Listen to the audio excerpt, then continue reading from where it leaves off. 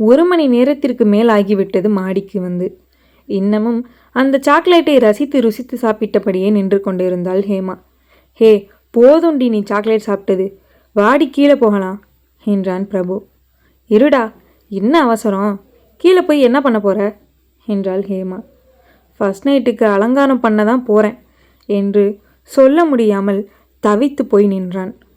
எனக்கு டீ போட்டு தரியாடி என்று ஹேமாவிடம் கேட்டான்.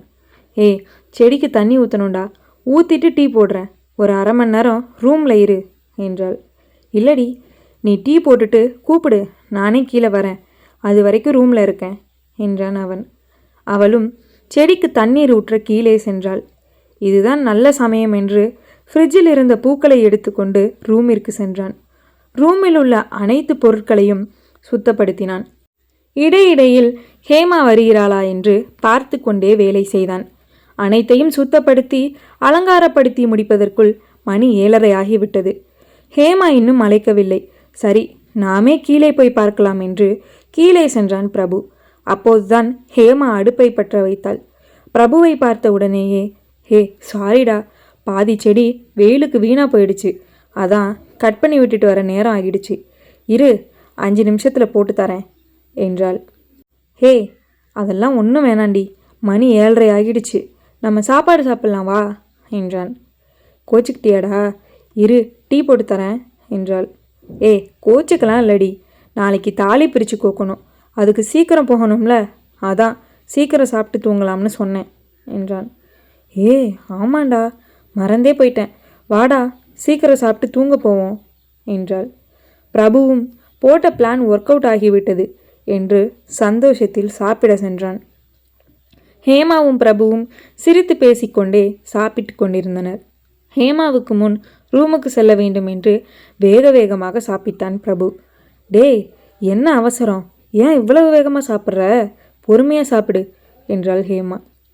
ஏய், சும்மா தாண்டி, பொறுமையாக தான் சாப்பிட்றேன் என்று அவள் சாப்பிட்டு முடிப்பதற்குள் இவன் சாப்பிட்டு ரூமிற்கு சென்றான். ஹேமா பொறுமையாக சாப்பிட்டு முடித்து மீதமுள்ள சாப்பாட்டை எல்லாம் சமையலறையில் எடுத்து வைத்துவிட்டு ரூமிற்கு சென்றாள். ரூம் கதவை திறந்த ஹேமா வாயடைத்து போய் நின்றாள். மல்லிகை பூவாலும் ரோஜா பூவாலும் அலங்கரிக்கப்பட்டு இருந்த ரூமை ஆச்சரியத்தோடு பார்த்தாள். வாடி, என்ன வெளியிலேயே நின்று பார்க்குற என்றான் அவன். அழகா இருக்குடா, இதெல்லாம் எப்போ செஞ்ச என்றாள். நீ செடிக்கு தண்ணி ஊற்ற போனல்ல, அப்போதான். எல்லாம் செஞ்சிட்டேன், ஒன்று மட்டும் குறையுது என்றான். என்ன குறையுது, அதான் எல்லாம் இருக்கே என்றாள் ஹேமா. பால் சொம்பு தான் குறையுது, நீ மட்டும் வந்திருக்க, பால் சொம்பை காணோம் என்றான். அதான் 2 பேருக்கும் பால் பிடிக்காதில்ல, அப்புறம் அது இருந்தா என்ன இல்லைனா என்ன என்றாள் அவள். பிரபுவும் சிரித்து கொண்டே, சரி சரி, எவ்வளோ நேரம் வெளியே நிற்ப, உள்ள வா என்றான். எனக்கு ரொம்ப பயமாக இருக்குடா, அதான் வெளியே நிற்கிறேன் என்றாள். நீ இப்படியெல்லாம் சொன்னால் கேட்க மாட்ட, இரு நானே வரேன் என்று வெளியே சென்று அவளை தூக்கி வந்து மெத்தையில் போட்டான்.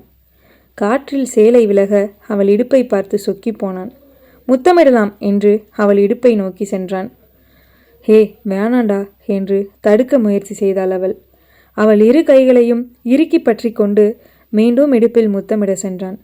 அவன் மூச்சு காற்று இடுப்பில் பட்டவுடன் கூச்சம் ஏற்பட்டு காலை அவன் நெஞ்சில் வைத்து உதைத்து தள்ளினாள். என்னடி புருஷனையே உதைக்கிற, நான் முத்தம் கொடுக்காம விடமாட்டேன் என்று அவள் கைகளுக்கு அழுத்தம் கொடுத்து அவளை நகர விடாமல் செய்தான். பிறகு மெல்லமாக அவள் இடுப்பில் முத்தம் கொடுத்தான். கூச்சத்தில் நெளிந்து கொண்டே அவன் முதுகை பற்றினாள் ஹேமா. அவனும் விளக்கை அணைத்துவிட்டு அவள் பக்கத்தில் சென்றான். அந்த நேரம் மழை நன்கு பிடித்து கொண்டது. ஏ, மழை பெய்யுதுடா, சாரல் அடிக்கும், ஜன்னலை சாத்து என்றாள் அவள். சாரல் அடித்தா அடிக்கட்டும், இந்த நேரத்துக்கு அதுவும் எதமாக தான் இருக்கும் என்று அவளை தூக்கி தலையணையில் சாய்த்து முத்தமிட்டான். சிறிது நேரத்தில் மழை வேகமாக பெய்யத் தொடங்கியது. அடித்த சாரலில் ஹேமாவுக்கு குளிரெடுத்து விட்டது. என்னை விடு விடு என்று கத்திக்கொண்டிருந்தவள் அடித்த குளிருக்கும் அவன் கொடுக்கும் முத்தத்திற்கும் சொக்கிப்போய் அடங்கி போனாள். வெட்கத்தை தகர்த்து தன் ஆடையை கலற்றினான் பிரபு.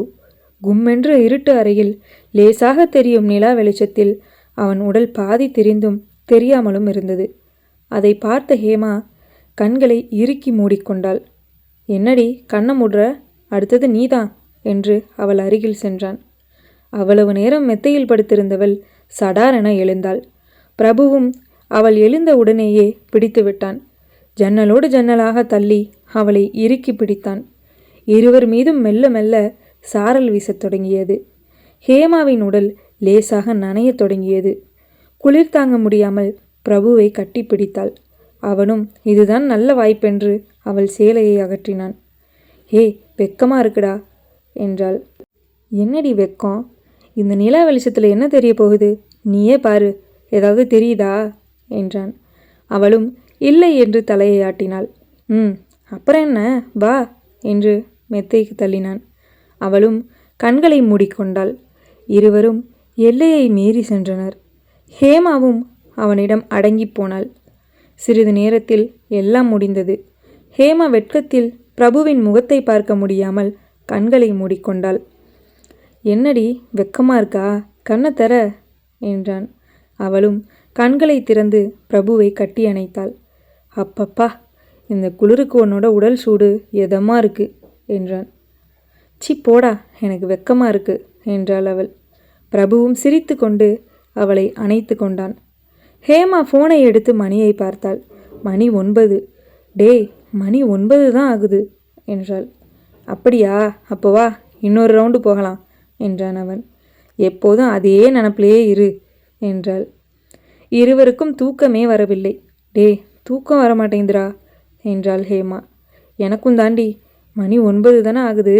எப்போதும் 12 மணிக்கு தானே தூங்குவோம், அதான் தூக்கம் வரல போல" என்றான். "சரி, மழை தான் நல்லா பெய்யுதே, நம்ம பால்கனிக்கு போய் வேடிக்கை பார்க்கலாமா?" என்றாள் அவள். "ஆமாம், நல்ல யோசனை தான், போய் வேடிக்கை பார்ப்போம். தூக்கம் வந்தது ரூமுக்கு வந்துடுவோம்" என்றான் பிரபு. ஹேமாவும் சரி என்று கூறி கிளம்பினாள். பால்கனியில் ஊஞ்சல் தொங்கிக் கொண்டிருந்தது. அதில் போய் அமர்ந்தான் பிரபு. "ஏ, நீ மட்டும் ஊஞ்சல் உட்கார்ற, நான் எங்கே போகிறது?" என்றாள் அவள். "சரி வா, வந்து மடியில் உட்காரு, ஊஞ்சல் ஒன்றும் அருந்து போகாது" என்றான். அவளும் அவன் மடியில் அமர்ந்தாள். அவளிடம் பேசிக்கொண்டே அங்கும் இங்கும் கை வைத்து அவளை வம்புக்கு இழுத்தான். "ஏ, என்ன கண்ட இடத்துல கை வைக்கிற?" என்றாள். "அப்படி தான் பண்ணுவேன்" என்று அவளை தீண்டிக் கொண்டே இருந்தான். அவளும் இதுதான் சாக்கென்று அவனை கிள்ளுவது கடிப்பது என்று பல சில்மிஷங்களில் ஈடுபட்டாள். "ஏ, சும்மா இருடி, வம்புழுக்காம வேடிக்கை பாரு" என்றான் பிரபு. அவனிடம் பேசிக்கொண்டே அசதியில் தூங்கிவிட்டாள் ஹேமா. பிரபுவும் தொட்டிலில் சாய்ந்தபடியே தூங்கிவிட்டான். அடிக்கும் குளிரில் திடீரென்று பிரபுவுக்கு முழிப்பு வந்தது. ஃபோனை எடுத்து பார்த்தான். மணி 1. "ஐயையோ, இங்கேயே தூங்கிட்டோம் போல" என்று ஹேமாவை தூக்கி கொண்டு வந்து ரூமில் படுக்க வைத்தான். பின்பு பால்கனி கதவை சாத்திவிட்டு அவனும் ரூமிற்கு வந்தான். ஒரு போர்வையை எடுத்து அவளுக்கு போர்த்தி விட்டு தானும் போர்த்தி கொண்டு தூங்கினான். காலையில் விடிந்தவுடன் ஹேமா கத்தினாள். பதறி அடித்து கொண்டு எழுந்தான் பிரபு. "ஏ, என்னாச்சு?" என்றான். "மணி 9 ஆகுது. 11 மணிக்கு நல்ல நேரம் ஆரம்பிச்சிடும். எங்கள் அம்மா 12 தடவை ஃபோன் பண்ணியிருக்காங்க. அசதியில் தூங்கிட்டேன்" என்றாள். "இப்போ என்னடி, அதான் 2 மணி நேரம் இருக்குல்ல, இதான் நேற்றே தேவையான பொருளெல்லாம் எடுத்து வச்சிட்டில, அப்புறம் என்ன?" என்றான். ஹேமாவும் சற்று பதட்டம் இல்லாமல் குளிக்க சென்றாள். அவள் குளித்து விட்டு வந்ததும் பிரபு குளிக்க சென்றான். அதற்குள் ஹேமா விறுவிறுவென கிளம்பினாள். 1 மணி நேரத்திலேயே இருவரும் கிளம்பிவிட்டனர். அனைத்து பொருட்களையும் எடுத்துக்கொண்டு பிரபுவும் ஹேமாவும் ஹேமாவின் வீட்டை அடைந்தனர். ஹேமாவின் அம்மா, அப்பா, தங்கை மூவரும் இருவரையும் வரவேற்றனர்.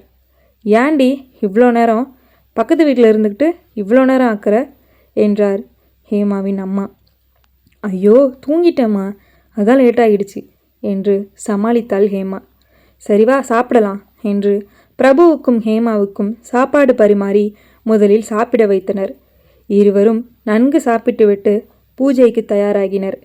அனைவர் முன்னிலையிலும் ஹேமாவுக்கு தாலியை மாற்றினான் பிரபு. ஹேமாவின் அப்பா அம்மாவுக்கு சந்தோஷம் தாங்கவில்லை. தன் அம்மா அப்பாவை பார்த்த சந்தோஷத்தில் இங்கேயே இருக்கலாம் என்றாள் ஹேமா. பிரபுவும் சரி, சாயங்காலம் கிளம்பலாம் என்றான். "சரி, நீ போய் ரூமில் மாப்பிள்ளை கூட இரு, நான் மதிய சாப்பாடு தயார் செஞ்சுட்டு உன்னைய கூப்பிட்றேன்" என்றாள் ஹேமாவின் அம்மா. ஹேமாவும் ரூமிற்கு சென்றாள். ரூமில் ஃபோனை நோண்டி கொண்டிருந்த பிரபு ஹேமாவை பார்த்தவுடன், "என்னடி, இதான் உன்னோட ரூமா?" என்றான். அவளும், "ஆமாம், இதான் என்னோட குட்டி ரூம், இப்போ என்னோட தங்கச்சி யூஸ் பண்ணுறா" என்றாள். "ஆமாம், எங்கே உன்னோட தங்கச்சி?" என்றான் அவன். அவள் எங்கள் அம்மாவோட சேர்ந்து சமையல் செய்கிறா என்றாள். பாரு, உன்னை விட சின்ன பிள்ளை சமைக்குது என்று வம்பிழுத்தான். அவளுக்கு சமைக்க தெரியாது, சும்மா காய்கறி நறுக்கி கொடுக்குறா என்றாள் ஹேமா. சரி சரி, நம்ம வீட்டில் ஃபஸ்ட் நைட் முடிஞ்சிடுச்சு, இங்கேயும் ஒரு தடவை வச்சுக்கலாமா? ஒரு ஞாபகார்த்தமாக இருக்கும்ல என்றான். ஏ போடா, அதெல்லாம் முடியாது என்றாள். அதெல்லாம் முடியும், நீ வா என்று அவளை சுவற்றில் தள்ளி முத்தமிட்டான். அவள் பயத்தில் தள்ளிவிட்டு வெளியே ஓடினாள். நேராக சமையல் அறைக்குள் நுழைந்து விட்டாள். ஏன் ஹேமா வந்துட்ட என்றாள் அவள் தங்கை. இல்லடி, சும்மா தான் வந்தேன், ரொம்ப போர் அடிக்குது, நானும் ஏதாச்சும் வேலை செய்கிறேன் என்று பாத்திரத்தை விளக்கத் தொடங்கினாள். தன் அம்மா தங்கையுடன் ஜாலியாக சிரித்து பேசிக்கொண்டு வேலை செய்தாள். தன் மகள் நல்ல இடத்தில்தான் வாக்கப்பட்டு இருக்கிறாள் என்ற நிம்மதி ஹேமாவின் அம்மா கண்ணில் தெரிந்தது. ஹேமாவும் ஆறுதல் வார்த்தை கூறினாள். அடிக்கடி வந்து பாருமா, நான் ரொம்ப சந்தோஷமாக இருக்கேன், பிரபு என்னை நல்லா பார்த்துக்கிறாரு, நீ பயப்படாம இரு என்றாள். ஹேமாவின் அம்மாவும் இதை கேட்டு சந்தோஷத்தில் துள்ளி குதித்து இந்த விஷயத்தை ஹேமாவின் அப்பாவிடமும் தெரிவித்தார். அவரும் இதை கேட்டு சந்தோஷப்பட்டார். 3 பேரும் சேர்ந்து வேலை பார்த்ததில் சமையல் வேலை சீக்கிரம் முடிந்துவிட்டது. மூவரும் சேர்ந்து சாப்பாட்டை கொண்டு போய் ஹாலில் வைத்துவிட்டு பிரபுவை சாப்பிட அழைத்தனர். பிரபு ஒரு பெட்டியை கையில் கொண்டு வந்தான். என்னடா இது, நகடப்பா மாதிரி இருக்கு என்றாள் ஹேமா. ஆமாம் பாப்பா, இது நகடப்பா தான் என்று கூறி ஹேமாவின் தங்கை கையில் கொடுத்தான். என்ன மாமா இது, ஏன் என் கையில் கொடுக்குறீங்க என்றாள் அவள். உனக்கு தாம்மா வாங்கினேன் என்றான் அவன். அவளும் ஆர்வத்தோடு பிரித்து பார்த்தாள். பெரிய நெக்லஸ் ஒன்று இருந்தது. அதை பார்த்து ஹேமாவின் அம்மா அப்பா அதிர்ந்தனர். என்ன மாப்பிள்ள, ரொம்ப விலை ஜாஸ்தியாக இருக்கும் போல என்றார் ஹேமாவின் அப்பா. 5 பவுன் வந்துச்சு மாமா. ஹேமாவுக்கு தாலி கொடி எடுத்தேன், அப்போது ஹேமாவுக்கு தெரியாமல் இதை வாங்கினேன். பாவம் சின்ன பிள்ளை, அவளுக்கும் நகை போட்டுக்கணும்னு ஆசை இருக்கும்ல என்றான். இதெல்லாம் ரொம்ப தப்புப்பா, மருமக வீட்டிலிருந்து எதுவும் வாங்கக்கூடாது என்றனர் ஹேமாவின் அம்மாவும் அப்பாவும். பிரபு எவ்வளவோ பேசி பார்த்தும் இருவரும் வாங்க மறுத்தனர். எனக்கு அம்மா அப்பான்னு யாரும் இல்லை, உங்களை தான் அம்மா அப்பாவாக நினைக்கிறேன். உங்கள் 2வது பொண்ணை என்னோட தங்கச்சியாக நினைக்கிறேன். தயவு செஞ்சு வாங்கிக்கோங்க மாமா என்றான். அந்த வார்த்தையை கேட்டவுடன் இருவருக்கும் மனம் மாறிவிட்டது. பல போராட்டங்களுக்கு பிறகு இருவரும் அந்த நகையை வாங்கி கொண்டனர். ரொம்ப தேங்க்ஸ் மாமா என்றாள் ஹேமாவின் தங்கை. பரவாயில்ல குட்டி, உனக்கு பிடிச்சிருக்கா என்றான். எனக்கு ரொம்ப பிடிச்சிருக்கு மாமா என்றாள். சரி சரி வாங்க, சாப்பாடு ஆறிட போகுது என்று அழைத்தார் ஹேமாவின் அம்மா. பிரபுவும் ஹேமாவும் வந்து அமர்ந்தனர். நல்ல வாழை இலை போட்டு கூட்டு காய்கறி என்று தடபுடலாக விருந்து நடந்தது. இன்னைக்கு கறிமீன் சமைக்கக்கூடாது, இன்னொரு நாள் வாங்க மாப்பிள்ள, நல்ல விருந்து வச்சுருவோம் என்றார் ஹேமாவின் அப்பா.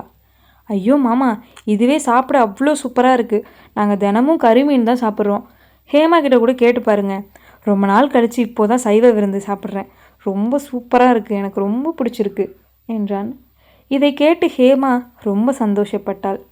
ஒரு பணக்கார வீட்டு பையன் எந்தவித பாகுபாடும் இன்றி பழகுவது அவளுக்கு மிகவும் பிடித்திருந்தது. நீங்கள் எல்லாரும் ஒரு நாள் நம்ம வீட்டுக்கு வாங்க என்றான் பிரபு. பரவாயில்ல மாப்பிள்ள, அதான் கல்யாணம் ஆன அன்னைக்கு வந்தோம்ல, எல்லாரும் வேலைக்கு போகிறோம், சின்னவளும் ஸ்கூல் போகிறா, அதான் வர முடியலை.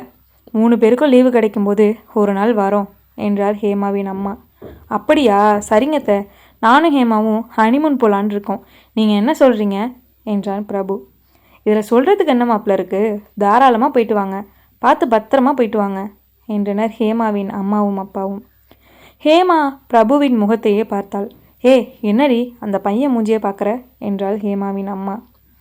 ஹனிமூன் போகிறது எனக்கே தெரியாதுமா, இப்போதான் இவன் சொல்கிறான் என்றாள் அவள். ஏ என்னடி பழக்கம், புருஷனை டா போட்டு கூப்பிட்ற என்று தொடையை கிள்ளினார் ஹேமாவின் அம்மா. அவள் அம்மா என்று கத்தினாள். இதையெல்லாம் பார்த்த பிரபு சிரித்து கொண்டிருந்தான். அவனை பார்த்து முறைத்தாள். சாரிடி, சர்ப்ரைஸாக இருக்கணும்னு தான் சொல்லலை என்று சிரித்தான். ரூமுக்கு வாடி, உனக்கு வச்சுக்கிறேன் ஆப்பு என்று கண்ணால் ஜாடை காட்டினாள் ஹேமா. எல்லாரும் சிரித்து பேசிக்கொண்டே சாப்பிட்டு முடித்தனர். சரி ஹேமா, நீயும் மாப்பிள்ளையும் கொஞ்ச நேரம் தூங்குங்க என்று ரூமுக்கு அனுப்பி வைத்தார் ஹேமாவின் அம்மா. ஹேமாவின் அம்மா அப்பா இருவரும் வெளியில் உள்ள திண்ணையில் படுத்து கொண்டனர். ஹேமாவின் தங்கை ஹாலில் படுத்து கொண்டாள். ரூமிற்கு வந்த ஹேமா பிரபுவை திட்டினாள். ஏண்டா எங்கள் அம்மா கிட்ட திட்டு வாங்க வைக்கிற என்றாள். நான் எங்கடி திட்டு வாங்க வச்சேன், நீயா வாங்கி கட்டிக்கிட்ட என்றான். ஹேமா முறைத்து கொண்டே இருந்தாள். சரி வாடி என் தங்கமே, ஏண்டி முறைக்கிற என்று சமாதானப்படுத்தி மடியில் அமர வைத்து கொண்டான். சரி சொல்லு, ஹனிமூன் எங்கே போகலாம் என்றான். அவள் ஊட்டி போகலாம் என்றாள். ஊட்டியில் தான் 1 வாரம் இருக்க போகிறோம், நல்லா சுற்றி பார்ப்போம் என்றான். அவளும் சரி போகலாம் என்றாள். போகலாம் போகலாம், இப்போ பக்கத்தில் வா என்று இழுத்தான். இது ஒன்றும் நம்ம வீடு இல்லை என்றாள் ஹேமா. தெரியுமே, இது எங்கள் மாமியார் வீடு, என்ன வேணும்னாலும் பண்ணலாம் என்றான். நேற்று நைட்டு உன்னை சரியாக பார்க்கல, இப்போ பார்க்கலாமா என்று அவள் சேலையை உருவினான். இதெல்லாம் வீட்டுக்கு போய் வச்சுக்கலாண்டா என்றாள். அதெல்லாம் இல்லை, வெளிச்சமாக இருக்கும்போதே வச்சுக்கலாம் என்று சட்டையை கலட்டினான். ஹேமாவை மெத்தைக்கு தள்ளினான். கட்டில் ஆடத் தொடங்கியது. ஐயையோ, கட்டில் உடைச்சி மானத்தை வாங்கிடாதடா என்றாள். ஐயையோ, கட்டில் உடைஞ்சா அசிங்கமாக போயிடுமே என்று தன் வாளை சுருட்டி கொண்டு சட்டையை எடுத்து போட்டு கொண்டான். ஹேமாவுக்கு ஒரே சிரிப்பு. என்னடி இழிப்பு, வீட்டுக்கு வா வச்சுக்கிறேன் என்றான். இருவரும் பொறுமையாக கட்டிலில் படுத்தனர். இருவருக்கும் நல்ல தூக்கம். எழுந்து பார்க்கும் பொழுது மணி 5. கொட்டாவை விட்டு கொண்டு வெளியே வந்தாள் ஹேமா. பிரபுவும் எழுந்து மூஞ்சை கழுவிக்கொண்டு வெளியே வந்தான். சூடாக டீயும் வடையும் போட்டு பிரபுவின் கையில் கொடுத்தார் ஹேமாவின் அம்மா. அதை வாங்கி கொண்டு ஹேமாவின் தங்கையுடன் சேர்த்து அரட்டை எடுத்து கொண்டிருந்தான் பிரபு. ஹேமாவும் வந்தாள். வாங்க 3 பேரும் சேர்ந்து ரம்மி விளையாடுவோம் என்று சீட்டுக்கட்டை தூக்கி வந்தாள். மூவரும் விளையாடத் தொடங்கினர். நேரம் போனதே தெரியவில்லை. மணி 6:30 ஆகிவிட்டது. சரிம்மா, நாங்கள் கிளம்புறோம் என்றாள் ஹேமா. இருங்க, நாளைக்கு போகலாம் என்றார் ஹேமாவின் அப்பா. இல்லைப்பா, வேலை பார்க்குறவங்க நைட்டு சாப்பாடு செஞ்சு வச்சுட்டு கிளம்பியிருப்பாங்க. நான் மாடியில் துணி காய போட்டிருந்தேன், அவங்கக்கிட்ட சொல்ல மறந்துட்டேன். இப்போ நான் தான் போய் எடுக்கணும். மழை வர மாதிரி இருக்குது, இப்போ போனால் தான் சரியாக இருக்கும் என்றாள். சரி சரி, பார்த்து போயிட்டு வாங்க என்று ஹேமாவின் அம்மா அப்பா தங்கை மூவரும் வழி அனுப்பி வைத்தனர். பிரபுவும் போயிட்டு வரேன் என்று கூறிவிட்டு ஹேமாவை அழைத்து கொண்டு கிளம்பினான். பாகம் 10 சந்திப்போம். நன்றி.